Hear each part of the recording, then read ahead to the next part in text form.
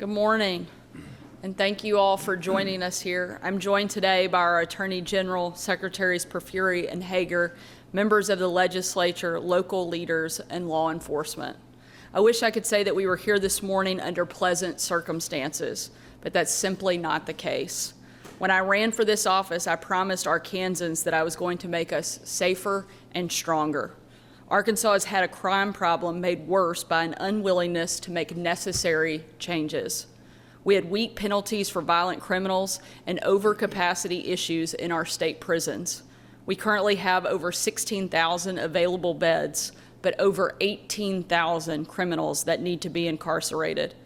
For far too long, many in positions of leadership have chosen to ignore the issue and kick the can down the road. Unfortunately, some in those positions of leadership are still playing games that put Arkansans in harm's way. As governor, my top priority is the safety and security of our citizens. I will not sit by while we enact the same broken policies that got us here in the first place because no one ever called those in leadership out. Not anymore, not on my watch. Last week, the Arkansas State Board of Corrections refused to approve Secretary Perfuri's thoughtful, informed, and desperately needed request to open up hundreds of additional prison beds. This is simply unacceptable. For far too long, there has been a revolving door in our state's prison system. Criminals commit crimes, get sentenced by the court system, and then, because of a shortage of bed space, are let back out on the streets with just a slap on the wrist. We must enforce the law and quit putting our citizens' lives at risk. I've said it before, and I'm saying it again. The failed status quo will not continue as long as I'm governor. That's why the legislature passed and I signed the PROTECT Act, cracking down on repeat offenders. It's why I asked for and the legislature agreed that we will build a new 3,000-bed prison, the first major investment in prison expansion in nearly 2 decades. It's why Secretary Perfuri has worked overtime to open up 1,000 new prison beds in our existing space, reducing pressure on county jails and local law enforcement. But now, the Board of Corrections is declining to approve almost 500 additional beds for no reason whatsoever. In fact, the board has been against the PROTECT Act from the beginning, and it puts Arkansans' lives at risk.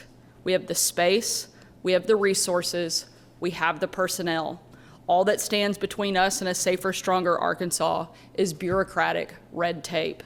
It's time for the Board of Corrections to do what is needed to protect our people, which is why I'm calling on the board to convene an emergency meeting without delay to approve the 500 additional beds that they denied last week.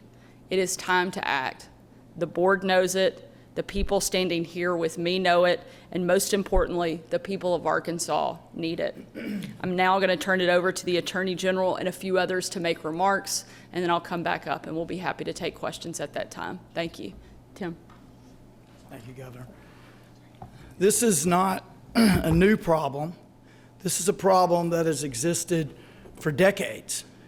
What's new are the bold actions of the legislature and the governor to fix it. We had a robust debate, lots of discussion for a long, long time about the PROTECT Act, but ultimately it passed. I think it was 82% in the House and 83% in the Senate. But whether you were for the PROTECT Act or not, no one can reasonably argue that they weren't for expanding prisons, even though they weren't doing anything about it. What do I mean? Well, for years, the prisons were quietly expanded through the county jails. So what happened was everybody knew we needed more space. But instead of having the open public debate about building more prison beds, quietly filled up all of our county jails, threw away the misdemeanor part of the criminal code, and were able to smugly act as if they weren't expanding prisons. And there were people in both parties doing that. And the people who were most adamant about fighting the PROTECT Act, They never said a word when the county jails were filled, ever. So let's be clear. There's no one that is able to intelligently, with a straight face, argue that we don't need more prison capacity. Which brought us to the PROTECT Act. And the solution that the legislature and the governor worked on, and I was proud to be a part of that effort with a lot of other people. This is a revolutionary piece of legislation. It passed the House, supermajority, it passed the Senate, supermajority, signed into law. And now we're relitigating this.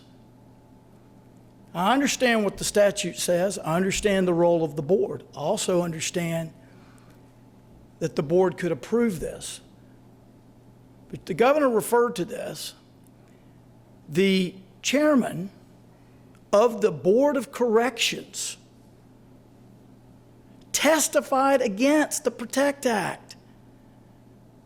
That's ridiculous. If he didn't understand the need for it, he shouldn't be in that job, in my view. I'm not speaking for the governor on that. This is so basic. And I've heard things like, well, until you get a plan for 3,000 beds, we're not going to give you 500. That's like saying we would rather 500 murderers roam the streets until we get a perfect plan for 3,000. That also makes no sense. Let me be real clear.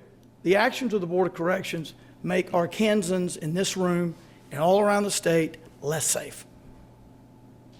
The Board of Corrections in Arkansas, a government body, makes all of us less safe. Let me read from their website what their purpose is. The purpose, quote, the purpose of the Board of Correction is to manage correctional resources in the state such that offenders are held accountable for their actions. Failure. Victims' needs are addressed in a positive manner. Failure. And the safety of society is enhanced. Failure. They failed. They need to expand this. And let me say as an aside, if you were to ask little Susie, little Jimmy, whatever their names are, at school, how does something become law? They'd say, well, the legislature passes it, maybe even passes it by a supermajority. The governor signs it. The teacher would have to say, well, that's normally the case. But in Arkansas, if it's Department of Corrections, after the governor signs it, Benny Magnus, who's been over there for decades, he has to sign it.